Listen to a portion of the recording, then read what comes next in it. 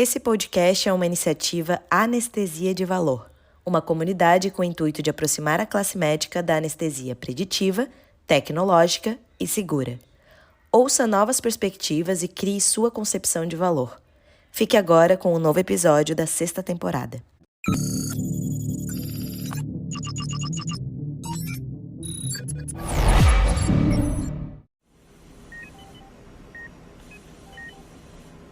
Olá, ouvintes do podcast Anestesia de Valor. Eu sou Jorge Preto, CMO da Anestec e host da nossa comunidade de médicos anestesistas. Estamos na 6ª temporada do nosso podcast e hoje eu tenho o prazer de receber aqui Gisele Nader Bastos. Ela é médica de família e comunidade, fez mestrado e doutorado em epidemiologia, fellow na Universidade de Oxford, fez Yellow e Green Belt em Valor em Saúde, é consultora em Valor em Saúde, vamos falar sobre isso aqui no nosso podcast. Eu também é professora da Universidade Federal de Ciências Médicas de Saúde de Porto Alegre e diretora técnica da Santa Casa. Gisele, seja muito bem-vinda. Hoje nós vamos falar sobre planejamento hospitalar, ainda mais um grande hospital, como deve ser difícil fazer esse planejamento macro, micro. Vamos discorrer um pouco sobre esse assunto e inspirar os nossos ouvintes aqui da nossa comunidade da Anestesia de Valor. Seja muito bem-vinda, se apresenta como você gosta de se apresentar e temos bastante coisas para conversar aí sobre planejamento.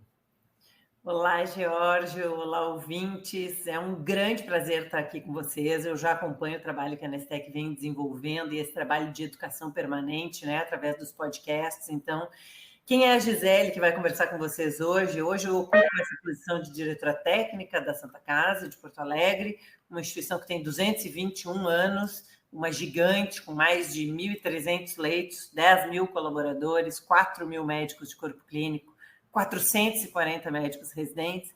Mas, acima de tudo, eu sou a mãe do Pedro e do Lucas, a esposa do Juliano, que adora trabalhar aqui no hospital, mas que também faz uma equação aí entre vida profissional e pessoal, e para isso planejamento é fundamental. Eu acho que a temática se encaixa bem com o que a gente faz no dia a dia. Então, super obrigada pelo convite, é um prazer estar aqui com você. Bom, a gente tem, vamos dizer, 3 grandes assuntos que eu quero abordar com você. Eu sei que na Santa Casa vocês fazem um planejamento macro, que são vários anos, e depois também tem o planejamento micro, que é aquele ano a ano que você vai ajustando, e vai chegando nessa época do ano, a gente vai fazendo esse ajuste fino. E depois eu quero falar um pouco com você sobre o valor, como vocês estão trabalhando a medicina baseada em valor. Gisele, vamos começar com esse planejamento macro. De quanto em quanto tempo? Qual é o período que vocês têm esse planejamento macro e como que foi a construção desse plano de longo prazo? Perfeito, Jorge. Eu entrei aqui na instituição no ano de 2021, momento em que a gente estava preparando o planejamento estratégico que ocorre a cada 4 anos. Nós fazemos um planejamento, então, no caso, o último foi executado no segundo semestre, né, de 2021, para que a gente pudesse executar as ações 22, 23, 24 e 25. Mas hoje a gente sabe que o planejamento estratégico ele muda a todo momento. Como tu bem colocaste, nós precisamos revisitá-lo anualmente. O que nós fizemos, né? Num primeiro momento, então, a instituição buscou uma parceria com uma universidade, que foi quem ditou e nos apoiou na elaboração do método dessa construção. Lembrando aqui que eu falei no início, né? Nós temos uma cidade, porque nós não temos um hospital vertical, nós somos 8 hospitais, esses 1.300 leitos, e cada um dos nossos hospitais tem especificidades. Então, um hospital que é mais voltado para cardiologia e cirurgia cardíaca, o outro para neurologia e neurocirurgia, o outro para cirurgia torácica e assim por diante. Então, a fim de contemplar todos eles, nós precisamos de um apoio dessa consultoria que fez conosco a definição de quem seriam as pessoas envolvidas nesse momento para essa conversa da montagem do planejamento estratégico. E aí nós definimos os tradicionais missão, visão, valores, todas as nossas palavras, e junto foi super bacana, porque nesse planejamento estratégico surgiu uma coisa bacana que foi a Santa Casa de Misericórdia de Porto Alegre precisa se reposicionar do ponto de vista de marca e imagem. E nós começamos a trabalhar com a mudança do nome para Santa Casa de Porto Alegre.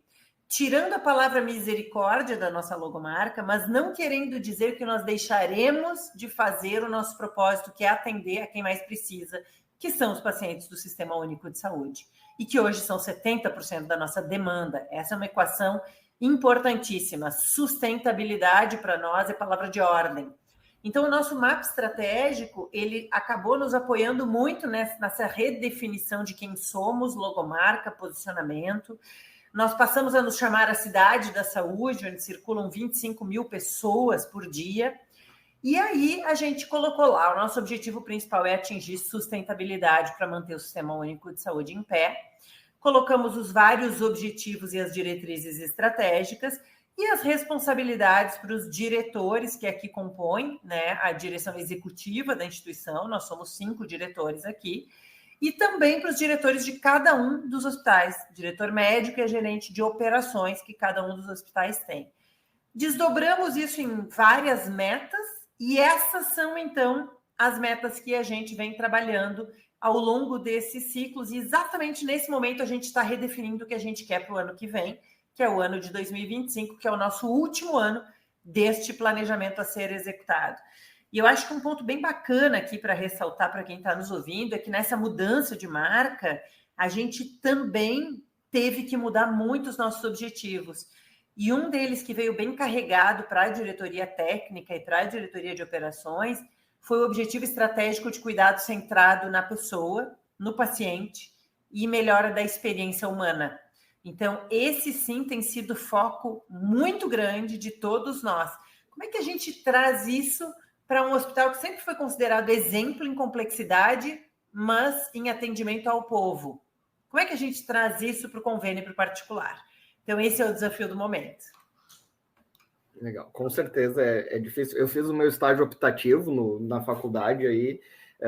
Para quem não conhece, o termo cidade da saúde não é exagero, realmente é um complexo gigantesco, é um dos maiores da América Latina, né, complexos hospitalares. Como deve ser difícil você equalizar, vocês têm 8 prédios de especialidades, né? Como que você consegue equalizar os pedidos de cada área nesse consenso? Porque você tem que estar muito certo da visão macro da instituição para a gente não ficar naquela influência do pedido de uma área, de um setor ou de uma especialidade, né? Então, você tem o prédio da pneumo, que é da cardio, de transplantes, cada um tem a sua peculiaridade. Eles têm uma administração relativamente independente. Como que eles conseguem se gerenciar dentro desse complexo todo que é a Santa Casa?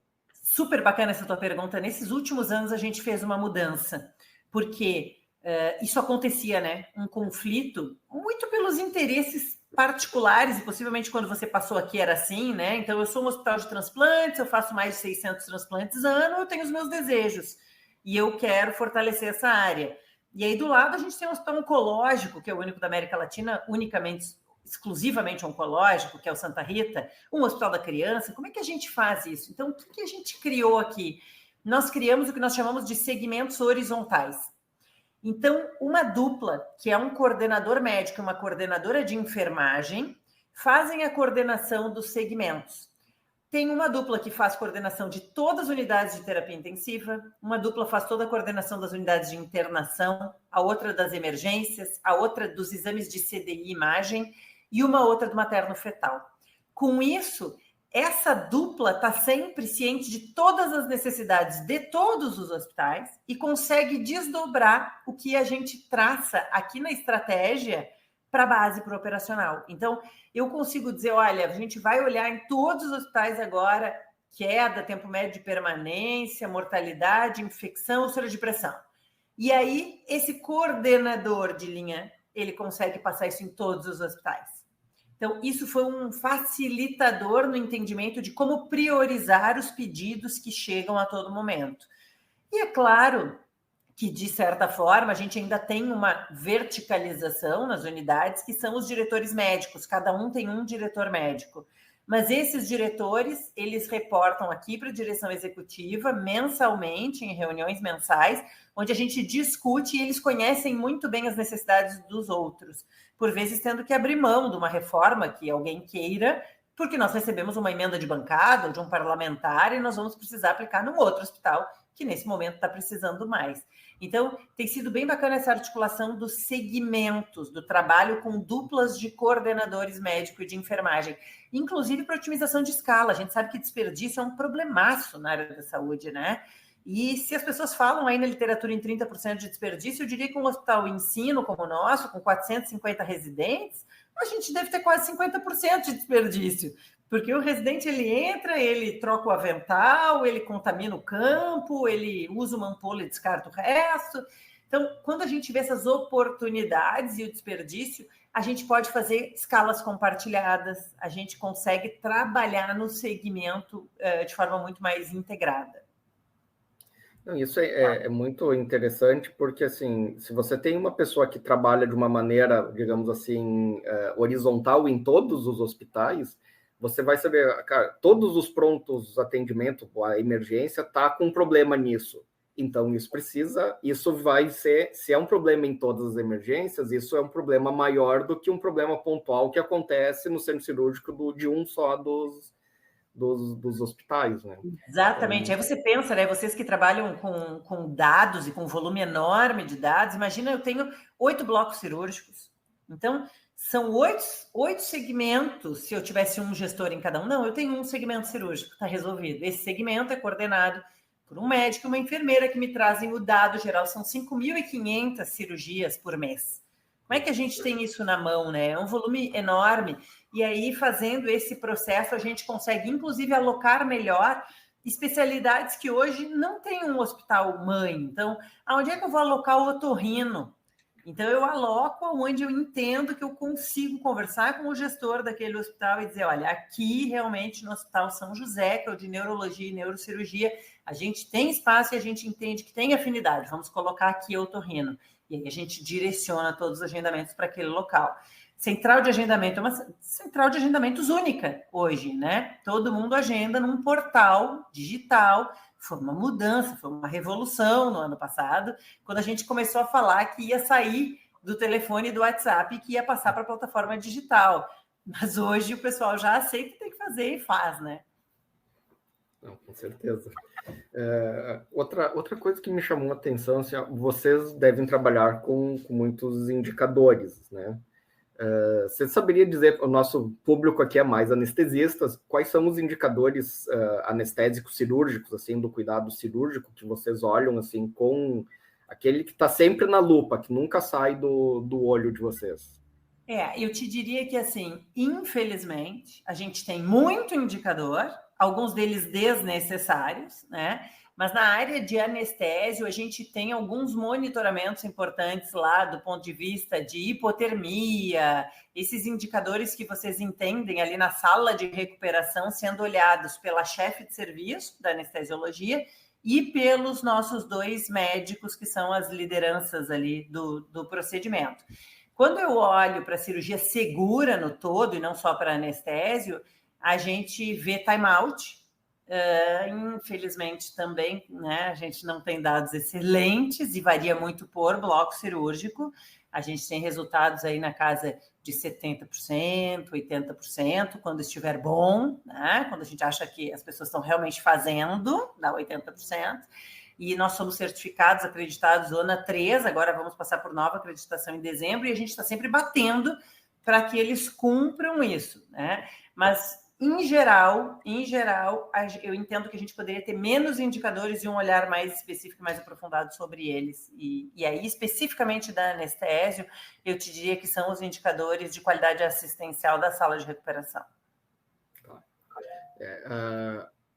Como faz diferença a liderança na aplicação do checklist de cirurgia segura? Imagina, você tem mais de 10 anos já, né? Eu lembro que em 2016 eu fui no Congresso americano e quem fez a palestra de abertura foi o Atul Gandhi, que foi o idealizador do checklist, né? E ele falou assim, cara, depois de vários anos, que a gente comprovou que faz diferença, eu ainda me pergunto por que eles não fazem, se custa 1 minuto e uma folha de papel. Minha percepção é que não faz, porque quando está no avião, o piloto sempre faz, porque ele vai cair junto. É o que todo mundo diz, me parece ser isso, que não é admissível que não se faça, né? Eu tenho tentado trabalhar isso na graduação aqui na UFSPA com os alunos, para ver se a gente muda a cultura lá atrás. Porque nós temos, né, uma grande discussão aqui. Quem que vai puxar o checklist? Vai ser o anestesista? Vai ser o técnico? Vai ser a enfermeira? A enfermeira diz que muitas vezes, quando ela quer puxar, o médico diz, tu já me conhece, vai perguntar quem eu sou de novo, e dá uma ridicularizada e ela acaba regredindo, se retrai e não faz. Então, hoje, para mim, o anestesista tem que ser o protagonista do checklist. Eu tenho insistido nisso aqui. Acho que o anestesista tem que tomar para ele isso e puxar, para que aconteça em sala realmente no tempo certo. Eu acredito que hoje na estrutura que a gente tem no Brasil, com o grau de... a cultura de hierarquia, a distância de poder que a gente tem hoje entre cirurgião, técnico de enfermagem, que é normalmente quem faz isso, no Brasil a posição do anestesista ele é fundamental para que você tenha uma execução de alta porcentagem, assim, perto de 100% do checklist de cirurgia segura. Isso, a minha opinião é essa, porque é diferente no lugar onde, em países que você tem uma cultura com menor distância de poder entre profissionais, onde você não tem o técnico de enfermagem, tem só a enfermeira, existem diferenças operacionais e culturais em vários países do mundo. Eu concordo que o anestesista é quem tem que chamar essa responsabilidade para ele, para conduzir isso dentro do centro cirúrgico, mas daí você também precisa de uma liderança na área para trazer isso para e que cobre, né, Jorge? E que cobre, que vá lá dizer para o anestesista, inclusive, que ele não fez e que a gente está olhando para isso, né? Tem vários exemplos aí de gente que bota, inclusive, vídeo, né? Câmeras que conseguem monitorar o processo dentro da sala cirúrgica. A gente ainda não chegou nisso aqui, mas talvez eu precise ter isso. Sim. Tem estudos que o anestesista ele tem que fazer, preencher e virar para a câmera e mostrar o checklist preenchido para a câmera. Nesses hospitais tem 100% de preenchimento. Né? Aí eu fico aqui remando nos 60, 70, 80, a depender do bloco, e aí quando você vê, você tem um evento sentinela ou um evento grave, e aí você chama para análise, porque isso é uma coisa bacana, a gente instituiu que a nossa gestão de riscos, quando tem algum evento sentinela, os médicos são ouvidos aqui na diretoria, na provedoria. Eles vêm aqui e a oitiva é feita aqui junto. E o que eu tenho visto é que a maior parte deles desconhece o processo. Às vezes não é nem porque não quis fazer, porque desconhecia. Né? Então, isso é muito ruim. E nós criamos uma cultura agora, uma reunião mensal que chama Reunião de Morbimortalidade. E nós puxamos casos reais que aconteceram aqui, não no sentido punitivo, mas na ideia de construirmos uma análise crítica sobre o que aconteceu. Tem tido em torno de 100, 120 participantes nessa reunião e tem sido muito positivo, porque a gente traz o caso real, o caso aquele que a identificação não foi feita correta do paciente, que não marcou o lado certo, operou o olho errado, e assim a gente vai construindo a cultura do processo de melhoria e segurança. Né? Tem muito lugar que faz a reunião de óbito, né? Mas não precisa, pode ser um evento, discutir um evento sentinela, ou às vezes pegar um evento que complicou, será que podia ter sido evitada aquela complicação, né? Porque não esperar ter a reunião de óbito. Você tem, com certeza no hospital de vocês, tem dezenas de casos a serem discutidos, né? Sabe que na anestesia a gente estuda muito a questão de qualidade, de segurança, com um viés da aviação, que é outro ponto muito crítico. Em média, para um avião cair, você precisa de 7 erros. Nenhum desses erros sozinho derrubaria um avião. Aí você começa a encadear esses erros, e aí eles se alinham todos, e daí você tem um evento grave. Famoso que é o que a gente vê, e é o que a gente vê no dia a dia acontecendo. É isso, não é um ponto, né? E sempre não, né? Porque a palavra sempre é muito dura, eu sou epidemiologista, para mim é difícil usar o sempre, mas quase sempre A comunicação é um desses pontos, para dar o queijo suíço perfeito. Assim, perfeito. Quase sempre, na aviação, onde a gente tem dados, assim, é quase 100% envolve uma condição climática desfavorável, que a gente pode trazer para a nossa realidade como um paciente complicado, com já patologias de base, que no hospital aqui do SUS que eu trabalho é quase 100% também, né, que só tem paciente mais grave. Então, um paciente com condição desfavorável, equipe cansada e problema de comunicação. Esse trio está sempre no meio está quase sempre no meio dos sete problemas, e se a gente for olhar isso no detalhe nos nossos hospitais, pode colocar isso que você vai ter acima de 90% esses três pontos em todas as análises de evento sentinela e de complicações que poderiam ter sido evitadas.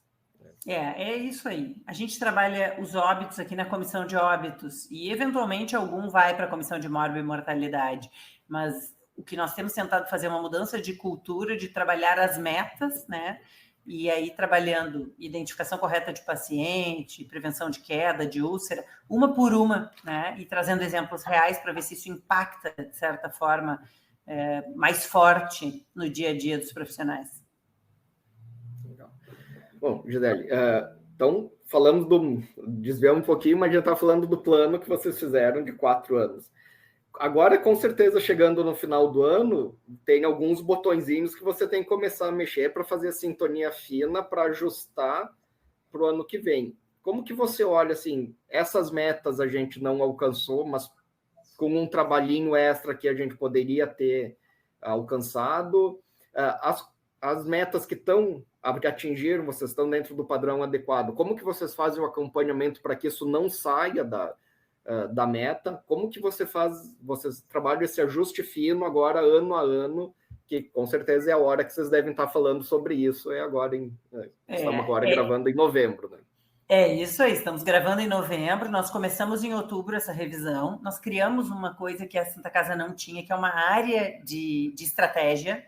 Então, esta área de estratégia, hoje, desdobrou isso numa planilha de Excel, né? Simples, foi lá e colocou, então, quais eram todos os objetivos, quem era o sponsor daquilo, quais eram as metas esperadas, e a gente já vinha fazendo isso, mas não de uma forma tão organizada, com tanta metodologia. Então, agora está com um método bastante claro para todos nós. Nós recebemos um tempo para preencher com o resultado atingido e não atingido, a justificativa dos motivos pelos quais não atingiu, e estamos no momento em que haverá uma validação da direção executiva nos próximos dias, em relação ao planilhão, que a gente está chamando, que é, ok, não atingiu, me colocou esse plano de ação, ou colocou que não vai atingir mesmo e vai mudar essa diretriz, por que vai mudar e qual é a proposta da área. E aí a diretoria executiva vai, então, fazer essa segunda validação para passar para a mesa, porque nós temos uma mesa administrativa que é o conselho de executivo, né, das outras empresas, a gente chama de mesa administrativa. Então, a mesa também vai validar as novas metas para o ano que vem. E aí, por exemplo, né, dentro do objetivo estratégico de qualificar a experiência humana, nós tínhamos previsto aí para este ano o treinamento de médicos em comunicação médica, num projeto muito semelhante ao que a Cleveland fez. Nós já começamos, nós já temos mais de 150 colegas que foram treinados nesses grupos de comunicação, mas qual é a nossa meta para o ano que vem? Nós temos que atingir 500 médicos treinados. E qual é o NPS, o Net Promoter Score da instituição? A nossa meta é 80 pontos, nós atingimos 78. Então, vamos continuar com a mesma meta. Acabamos de definir que continuaremos com 80 para o ano que vem. Então, todos esses pontos estão sendo redefinidos neste momento. E, paralelo a isso, como uma instituição que tem que manter o SUS, que tem um déficit anual de 150 milhões de reais, né? É um número bem expressivo, e como eu disse no começo, a sustentabilidade é o nosso foco principal. O que a gente está fazendo nesse momento também é olhar para como reduzir esse déficit. Então, vai ser através de redução de desperdícios, mas também da alavancagem das áreas ênfase da instituição. Então, o que a gente vai trabalhar de captação no segmento de clientes, convênios e particulares, que vai atrair essa receita para poder pagar esse déficit do SUS. Então, nós vamos trabalhar com essas duas frentes bem forte no ano de 2025 e a gente teve que fazer alguns ajustes, porque o cenário de saúde mudou, essa questão de fusão, aquisição, mundo biológico chegando, cirurgia robótica. Então, a gente precisou se adaptar um pouquinho lá do planejamento que foi executado em 21 para o que a gente vai fazer no nosso último ano, em termos de especialidade médica e área ênfase que a gente vai dar para esse ano agora de 25. Entendi. Com certeza a planilha financeira de 21 para 25 vai ter que ser ajustado, né? Isso não tem dúvida, Ainda teve enchente, né, Jorge? Ainda teve enchente. Para contribuir com o déficit ali em maio, junho e julho, nós caímos em produção drasticamente. Sim. Sobre redução de desperdício, né? Isso qualquer empresa deveria estar sempre olhando para tentar reduzir desperdício. A gente falou no início que se fala na literatura de 20% a 30% de desperdício na área médica, né? Se você colocar um hospital SUS, hospital escola, isso com certeza é maior. Tem alguma ação, você poderia citar algumas ações que vocês estão fazendo com um foco específico em desperdício? Porque quando a gente fala de gestão, R$1 economizado é R$1 a mais no caixa. Né? Você faturar R$10 não quer dizer que você colocou R$1 a mais no caixa. Então, o desperdício ele é sempre um lucro objetivo, apesar dele ter um teto. Chega uma hora que você não consegue mais trabalhar ele, né? A gente está longe. Mas eu acredito que a minha impressão, agora é uma opinião bem pessoal, que muito desses fundos de investimento que estão injetando todo esse dinheiro no sistema de saúde nos últimos anos é muito foco em ganho de eficiência e redução de desperdício. Se você diminuir 60%, se você diminuir 30% do desperdício que existe no sistema, sair de 20 para 12, você já tem a margem de lucro que precisa para o negócio funcionar. Né? Então, como que vocês estão olhando? Assim, você poderia trazer alguns exemplos de coisas que... isso aqui a gente já identificou que aqui tem um espaço para melhorar consideravelmente. Essa é uma instituição que tem 100% dos seus serviços como serviços próprios. Então, um exemplo bem claro, assim, para mim, é a questão da lavanderia. Nós lavávamos, em 2021, 15 toneladas de roupa por dia. E o processo era ineficiente, porque eu entrei aqui antes de ser diretora técnica como diretora de operações. E eu me recordo, no primeiro dia que me disseram assim, a calandra estragou. Eu disse, a calandra é o quê? Né? Eu estava aqui há uma semana e a calandra estragou. E aí eu fui na lavanderia. Cheguei lá e a calandra é um negócio sensacional, que a gente devia ter em casa, que é o negócio que seca e passa roupa, né? E passa o lençol, e aquilo ali é uma indústria. E aí estragou a calandra, e eu disse, gente, vamos olhar um pouquinho para esses números, porque quando eu cheguei me chamou a atenção o volume de roupa que tinha na área suja, na área limpa. E aí fui procurar literatura para ver a questão de uso de roupas e consumo das roupas por quilo por paciente, conforme complexidade, se o paciente é um paciente de um hospital de baixa, média ou alta complexidade. E nós realmente estávamos muito acima de todos os números aceitáveis, 15 toneladas, ainda que na época não tinha o Hospital Nora Teixeira, então nós tínhamos 1.100 e poucos leitos. Não era algo viável que se continuasse fazendo. E aí a gente começou a estudar um projeto Lean para lá, e trabalhamos toda a cadeia com a enfermagem junto. E aí foi uma virada de chave. Porque a enfermagem tinha aquela cultura, né? Vai faltar. Então, como amanhã vai faltar roupa, eu vou guardar aqui nesse armário. E aí ficava guardado. E aí, uma semana depois, estava vencido o tempo de esterilização do material do CME. Volta para o CME para esterilizar a bandeja. E a roupa a mesma coisa. E assim era uma loucura. E a gente começou a identificar vários pontos nessa cadeia. Então, ao invés de pedir 5 conjuntos P, eu peço 10 porque vão vir 7. Então, peço 5 que eu preciso. E assim era a loucura aqui dentro. E hoje a gente lava 11 toneladas de roupa por dia. Então, nós temos de 15 toneladas para 11 toneladas. Em épocas de taxa de ocupação que passa os 85, a gente chega a 12 toneladas por dia. Isso foi um ganho de eficiência muito, muito importante. É claro que tem outros que vão, se Deus quiser, ser implementados aí na sequência, e um deles é a própria Nestec, né? A gente hoje não consegue mensurar o nosso desperdício dentro da anestesiologia, porque nós não temos a ficha informatizada. E isso, sem sombra de dúvida, eu já vi várias apresentações e já visitei hospitais que estão utilizando, tenho certeza de que vai ser um grande ganho para a nossa instituição com 5.500 cirurgias. Então, acho que a gente tem que olhar para várias, assim como quando a gente fala de incorporação de novas tecnologias, olha para leves e duras, a gente também tem que olhar para melhorias de processo de todas as formas, né? Envolver os alunos, dar aula para os alunos sobre desperdício, olhar para o nosso laboratório, olhar para o nosso raio-x, ver onde tem papel sendo desperdiçado. Nós queremos ser um hospital sem papel. E aí a gente chega lá na endoscopia e, por paciente, eu imprimo 30 páginas. É inviável, né? É um custo absurdo. Então, agora a gente está conseguindo integrar no sistema para que não precise imprimir 30 páginas por dia. Então, acho que esses são alguns ganhos operacionais que a gente tem tido. A nossa gestão de leitos em 2021 era uma gestão feita em planilhas de Excel. Você pensa o paciente sair do Hospital São José para o São Francisco, para o Santo Antônio, e tu tem que acompanhar numa planilha de Excel, era completamente inviável. Hoje a gente faz isso com um sistema. Ah, esse sistema tem um custo? Tem um custo, mas esse custo se paga. E a gente provou que a gente conseguiu otimizar o uso do leito e eu consegui alocar os pacientes certos, nos hospitais certos, utilizando esse sistema, e valeu muito a pena, né? Então, acho que, enfim, tem uma série de coisas. A gente colocou plano terapêutico, né, como obrigatório agora.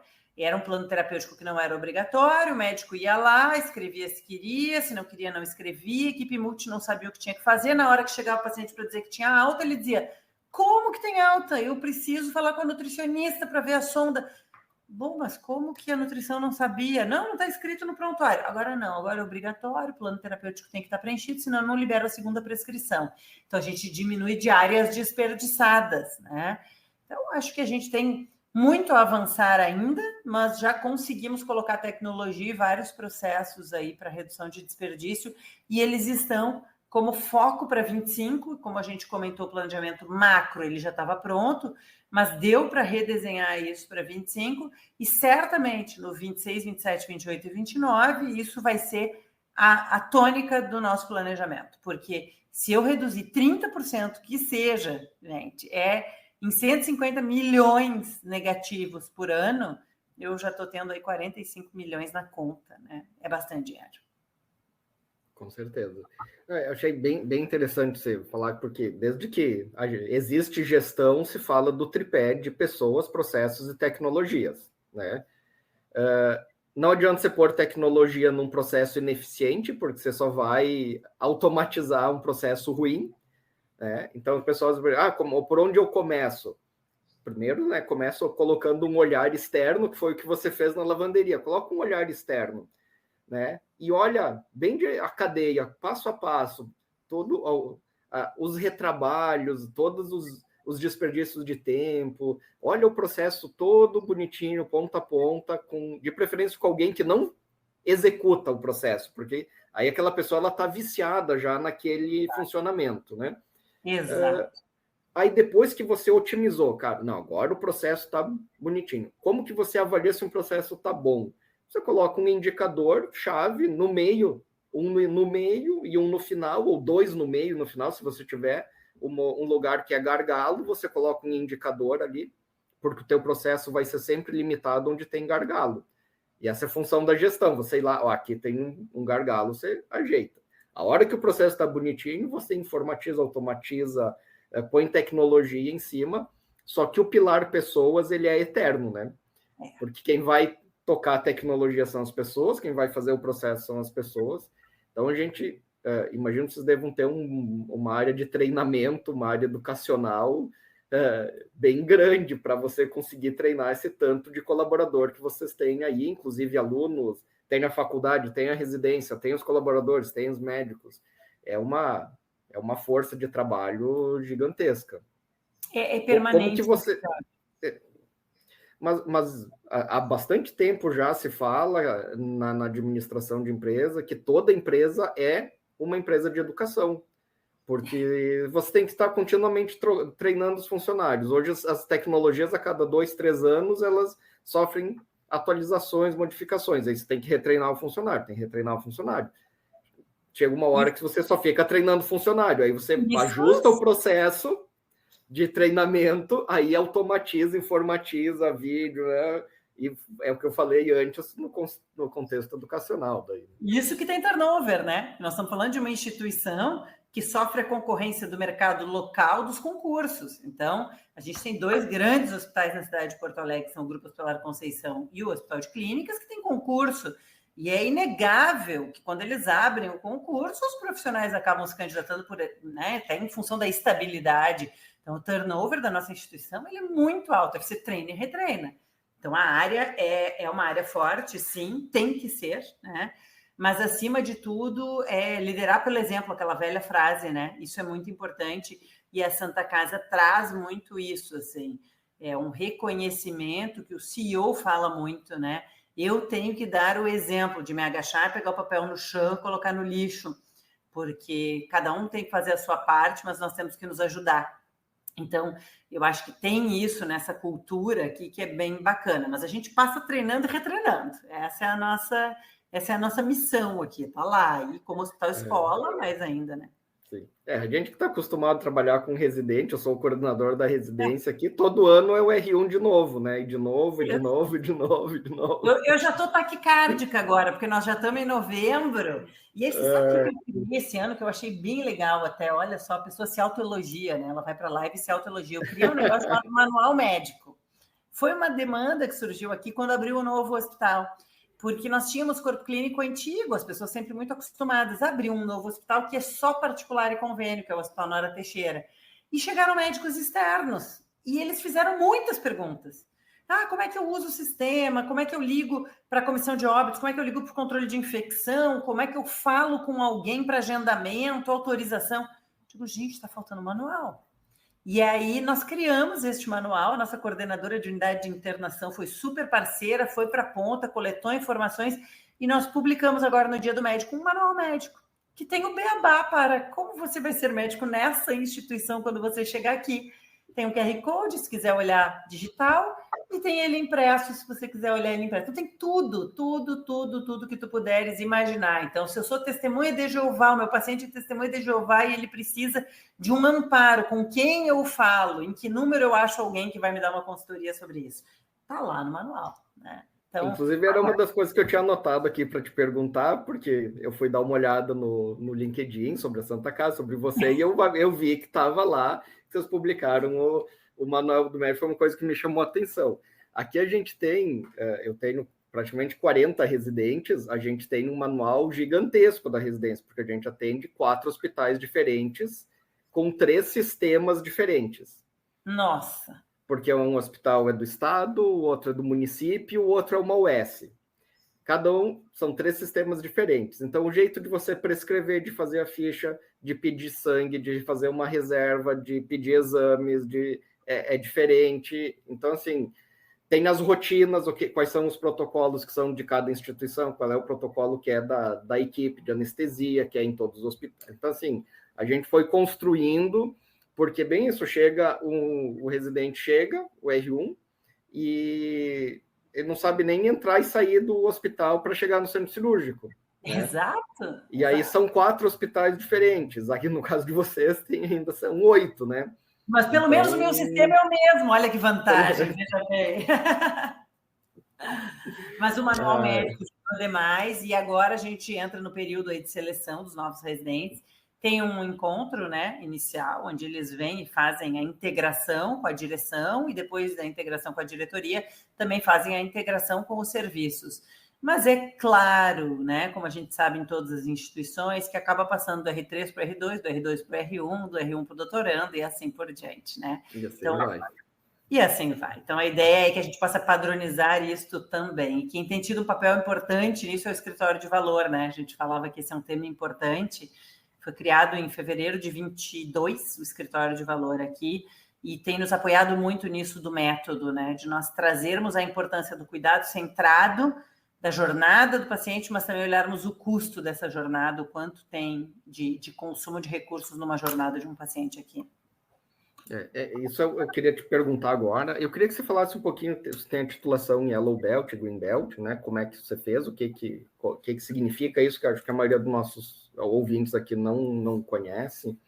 E, bom, você já deu uma falada, sempre quando você fala em valor, tem que ter uma pertinência, né? Aquele cuidado, ele tem que fazer sentido. Não adianta você fazer uma cirurgia, uma anestesia linda, maravilhosa, com um custo otimizado, mas era uma cirurgia que não precisava. Né?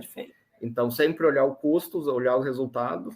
E o que sempre me chamou muito a atenção na questão do valor em saúde é que você coloca o paciente na equação, né? Você tem que medir desfecho do lado do paciente, medir experiência do paciente, né? Que é o que o pessoal chama de PROMs, né?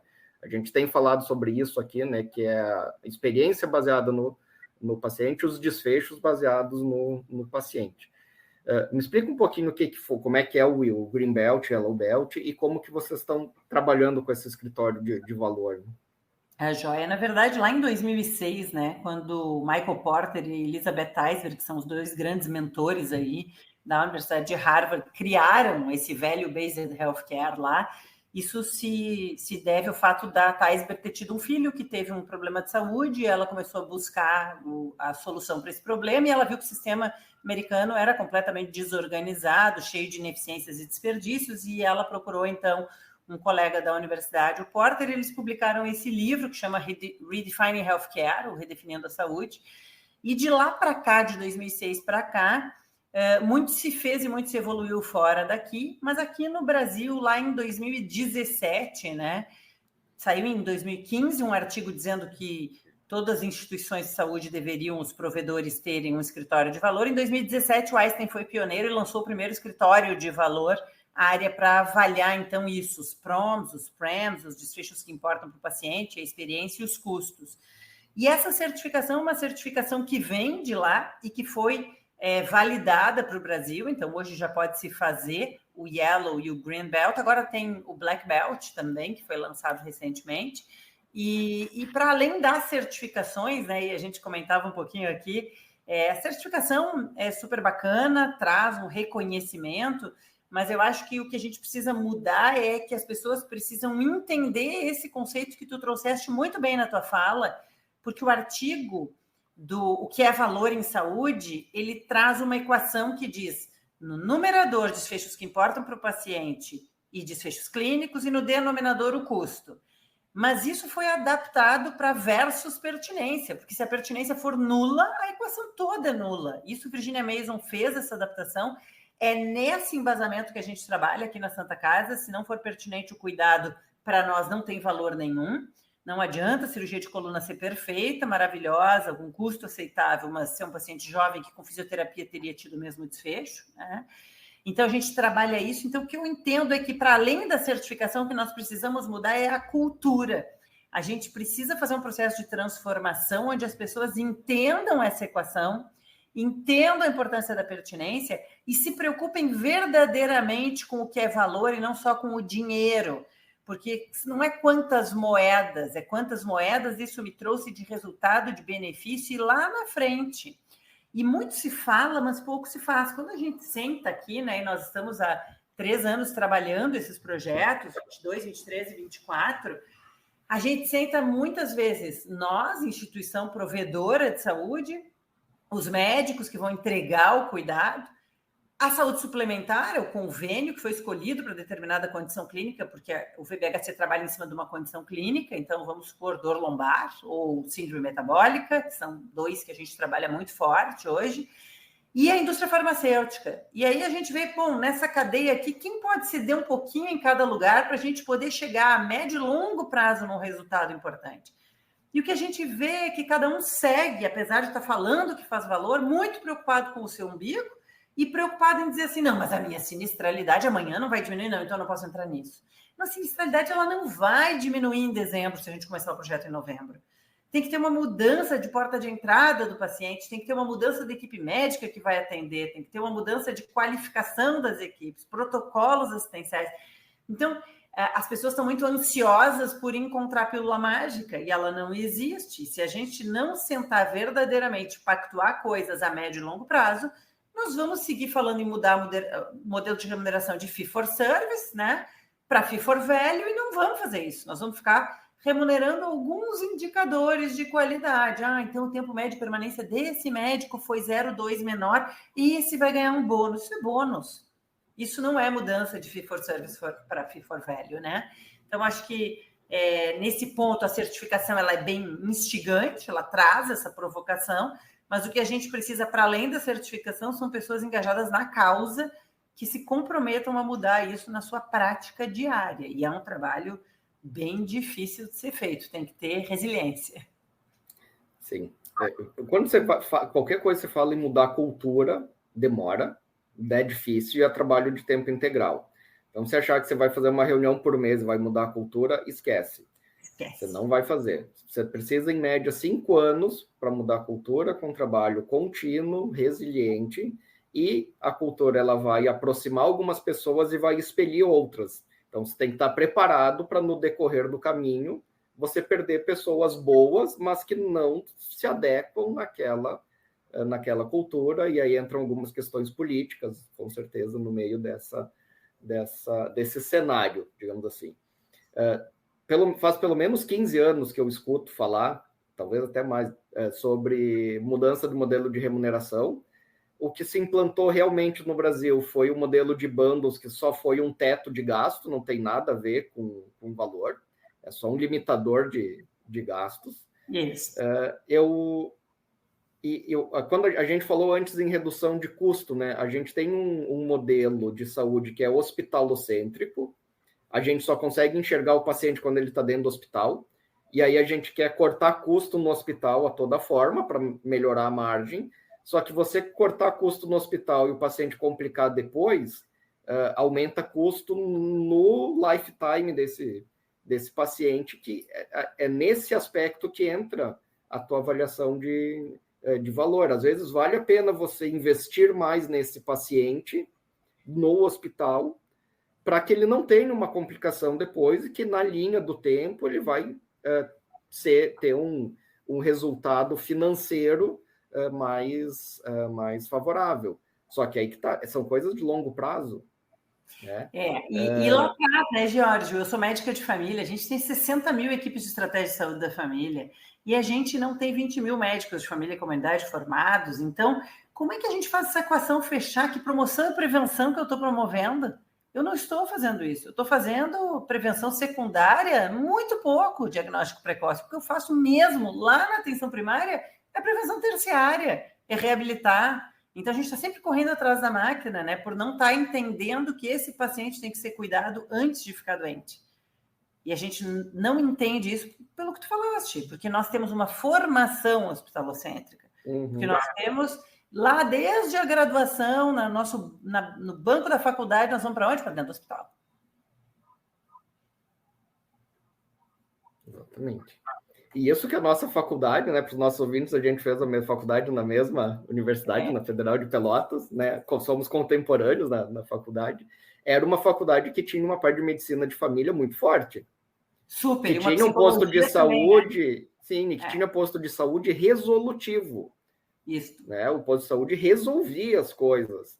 Né, e mesmo assim, a nossa formação ela é hospitalocêntrica. Mas talvez por isso, tanto tu quanto eu estejamos numa posição nesse momento de preocupação com o todo, de gestão, tá aí, a UFPEL tem o seu mérito, trouxe um pensamento ampliado aí para a gente poder enxergar custo, desperdício. Eu vou trazer um exemplo aqui, Gisele, na anestesia, sobre um grupo, uns colegas que fizeram um acompanhamento de cefaleia pós-RAC de gestantes, que é o grupo de maior risco, né? E faziam um contato ali 2, 3 dias depois da anestesia, uma paciente já estava em casa, em contato por WhatsApp mesmo, e eles identificaram vários pacientes que estavam com alguma cefaleia. Na maioria dos casos, basta uma orientação para essa paciente, é analgesia, é paracetamol, repouso, vai passar, não se preocupe, fica em casa. Se ficar muito forte, ficar insuportável, você vem e a gente faz um procedimento. Só que se você vier, contata nesse número aqui, que a gente prepara o centro cirúrgico para você vir e fazer o procedimento na hora que tem gente disponível para te atender. Qual que é? E aí a paciente foi com hora marcada para fazer o procedimento, que é o tampão sanguíneo lá, ficou 2 horas no hospital, voltou para casa. Tá? Então, eles evitaram, em alguns meses, 4 internações no pronto-socorro, porque qual que é a rotina disso? Né? Eu não sei se você conhece, normalmente a paciente ela liga para o seu obstetra. Eu tô com dor de cabeça. Você fala, não, deve ser dor de cabeça da anestesia. Então, você vai no pronto-socorro para pedir para alguém da anestesia te avaliar. Quando a paciente chega, o protocolo é a gente deixar 24 horas em observação com analgesia, repouso, para ver se hidratação, para ver se precisa fazer o procedimento. Tudo isso é custo.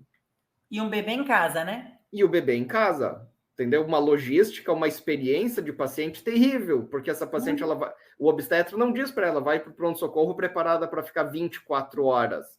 Tem que arrumar a mamadeira, daí daqui a pouco tá o pai doido, a mãe doida em casa, como que vai dar mamar para a criança, porque a mãe está no pronto-socorro, vai ficar até o outro dia. Isso também é um dos níveis da medicina baseada em valor, que é você reduzir o desuso, né, o uso disfuncional do sistema. E, às vezes, com uma iniciativa simples, você consegue ter abordagens significativas, tanto do ponto de vista do paciente, como do sistema como um todo. É um negócio que é bom para todo mundo. Nós criamos um projeto de navegação para os pacientes oncológicos. Então, a gente aplica um score de navegação para ver qual é o grau de necessidade dessas pacientes, e aquelas que têm esse score elevado, a gente navega. E isso aconteceu, né, Jorge? A gente evitou muitas vindas desnecessárias de pacientes em uso de quimioterapia no câncer de mama, por exemplo, com uma simples orientação. Porque a paciente fica angustiada, fica ansiosa, está passando por um momento de vida delicado, e aí tem uma náusea, tem uma tontura, e vem para uma porta de emergência, sobrecarregando o sistema. Então, os dados mostram que vale a pena o investimento nesses enfermeiros navegadores, né, que podem nos apoiar em casa antes do paciente vir para cá. Então, é bem em linha com esse exemplo que tu deste agora da anestesia. Acho que a gente tem que incentivar esses modelos alternativos hoje. Gisele, você teria alguns exemplos do que vocês fazem em navegação, que está no escritório de valor? Porque, obviamente, a gente não consegue abraçar todos os pacientes. Provavelmente, ou são os pacientes que mais andam complicando fora do esperado, ou são os pacientes com um custo operacional mais alto, onde você vai fazer um investimento para tentar reduzir. O que vocês estão com o foco inicial? Assim? Hoje, o escritório de valor ele tem 9 linhas de cuidado, que foram todas redesenhadas. Nestas 9 linhas de cuidado, nós escolhemos por prioridade clínica e prevalência, e escolhemos as linhas também, aquelas que tinham um líder médico afeito ao tema, porque se não tem um médico afeito, a gente não consegue fazer valor. Tá? Esse é um ponto que a gente aprendeu aí ao longo dos anos. Então, essas 9 linhas nós redesenhamos, mapeamos os pontos críticos delas, e hoje nós temos 10 mil pacientes em acompanhamento. A gente faz ligações telefônicas para eles, para entender como estão em casa, usando os questionários, boa parte deles do Consórcio Internacional de Mensuração de Desfechos, AISHON, né? Para aqueles que têm curiosidade, AISHON, desde 2012 existe, é um consenso de especialistas que monta esses questionários, é bem bacana, valida com pacientes, e a gente usa para as condições clínicas, se não me engano, hoje a AISHON tem 45 standard sets publicados. Nós não temos para todos os nossos, para as nossas 9, então as que nós não temos, nós montamos com os médicos e os profissionais da equipe multi um questionário adaptado. E a gente faz essas ligações telefônicas. Nas ligações telefônicas, os 10 mil pacientes estão acompanhados, mas para navegação, nós escolhemos as linhas de cuidado oncológicas, então mama, próstata, e estamos navegando também os pacientes da síndrome metabólica para evitar reganho de peso. Então, essas são as linhas que estão em navegação. E agora, no ano passado, nós começamos a navegar câncer de pulmão.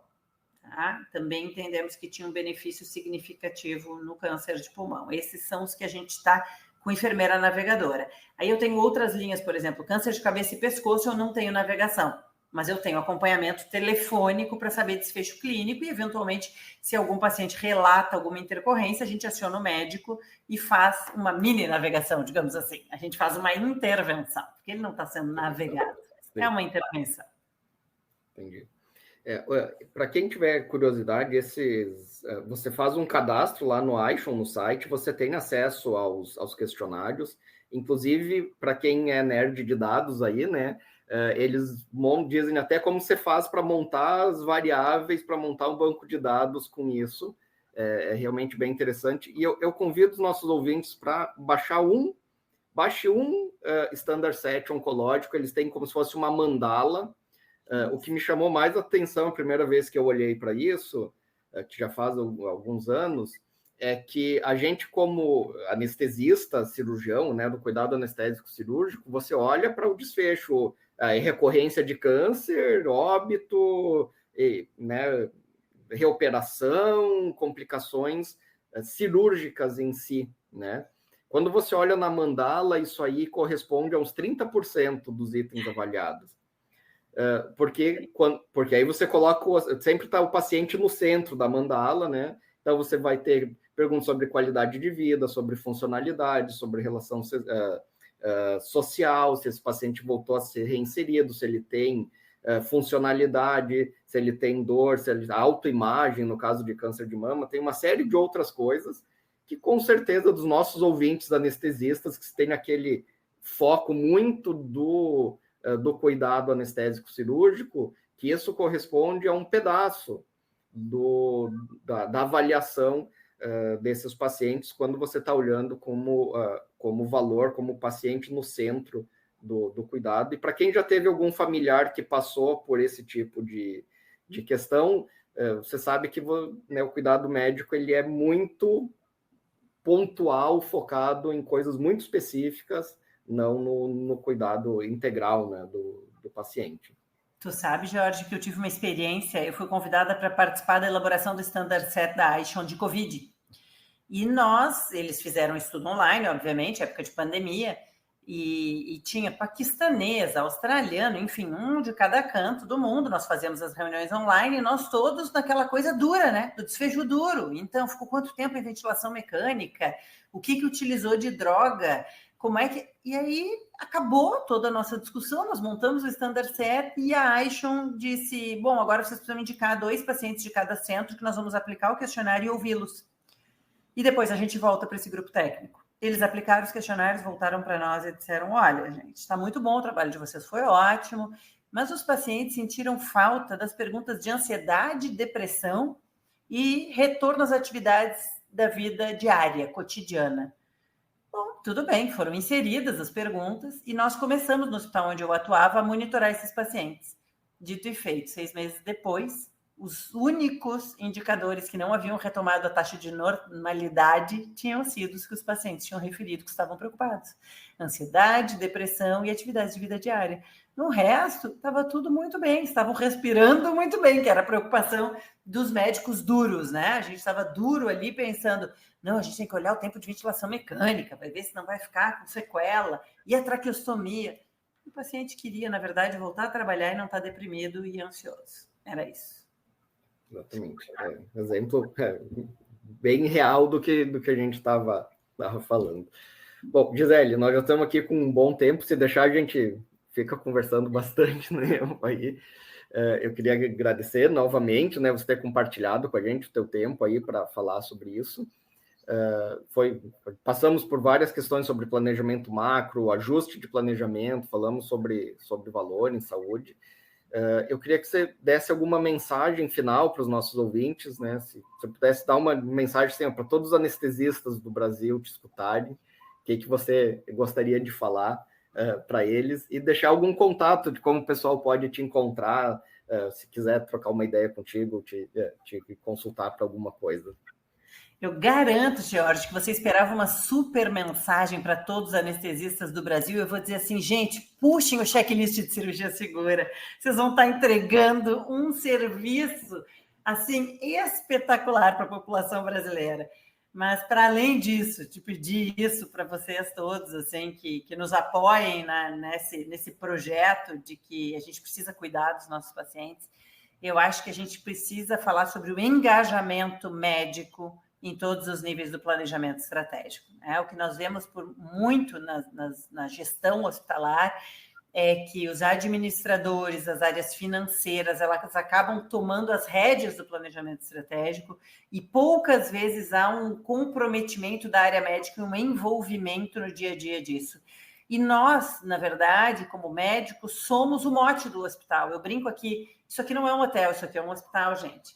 Tá lindo o commodity, tá lindo o filé, tá maravilhoso o valet, a enfermeira navegadora lá na ponta, mas eu preciso que vocês entendam que a gente tem que entregar um cuidado com um bom desfecho clínico. Então, se eu pudesse deixar um recado, engajem-se mais, façam parte das instituições onde vocês trabalham, porque faz muita diferença ter profissionais engajados.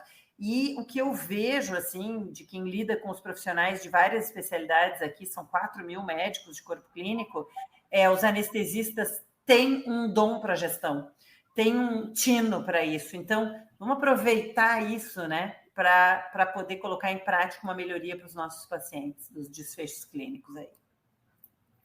Você quer deixar algum contato para o pessoal?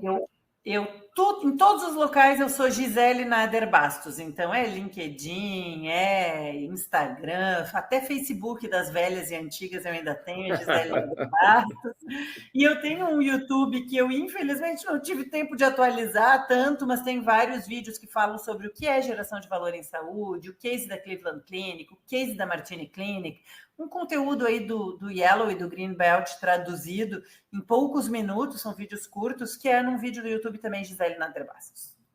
Legal, muito obrigado. Bom, eu queria deixar como mensagem final, eu tinha colocado aqui, né, a gente falou de planejamento, né, gente, um planejamento ruim é melhor que não ter planejamento nenhum. Você falou sobre os anestesistas ter um tino natural. Teve uma grande equipe, inclusive isso a gente repetiu na nossa equipe aqui também, nós somos em 80 anestesistas, a imensa maioria tem um perfil analítico, metódico, analítico, porque é o perfil do anestesista. Então, normalmente ele é muito analítico, pessoa que tem esse... É da natureza em geral, da maioria dos anestesistas, esse perfil analítico.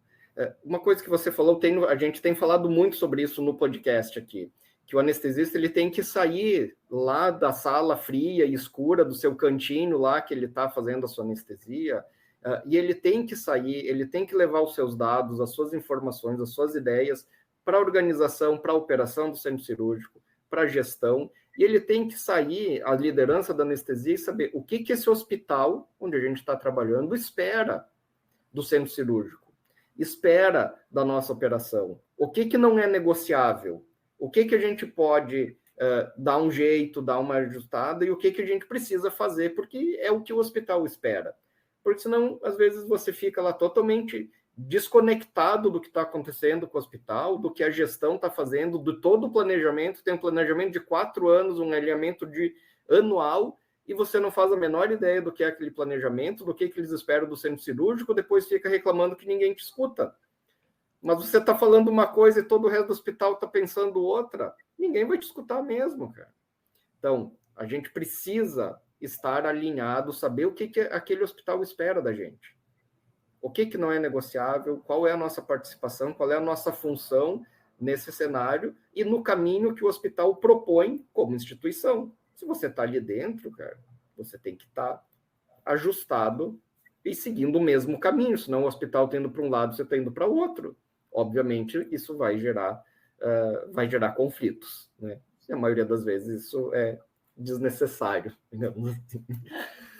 Bom, Gisele, muito obrigado de coração por você ter compartilhado seu tempo com nossos ouvintes. Encerramos aqui o nosso podcast. Se o pessoal quiser escutar, esse é o final, já estamos acabando nossa 6ª temporada, são dezenas de podcasts com vários conteúdos diferentes, praticamente um MBA aí de gestão de anestesia de qualidade, de conteúdo que a gente já produziu. Muito obrigado para quem nos escutou até agora. Gisele, muito obrigado. Obrigada, Jorge.